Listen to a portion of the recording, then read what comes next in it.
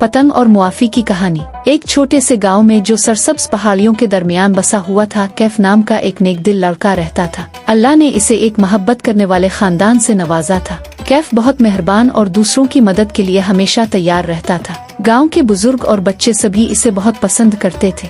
एक धूप भरी दोपहर कैफ अपनी पसंदीदा पतंग उड़ा रहा था, जो इसके वालिद ने खास मोहब्बत से बनाई थी। पतंग हवा में बुलंद होकर आसमान को रोशन रंगों से सजा रही थी और कैफ का दिल खुशी से भर गया था। अचानक एक तेज हवा का झोंका आया और पतंग की डोर टूट गई। कैफ बेबसी से अपनी पतंग को जमीन पर गिरते देखता रहा। वो भागता हुआ पतंग के पास पहुंचा, लेकिन इसका दिल टूट गया जब इसने देखा कि कुछ बच्चे पतंग के टूटने पर हंस रहे थे। उन बच्चों में उमर भी शामिल था, जो अक्सर शरारतें करता और दूसरों को छेड़ता था। उमर ने मजाक बनाते हुए कहा, देखो कैफ की पतंग टूट गई, और अपने दोस्तों के साथ जोर जोर से हंसने लगा।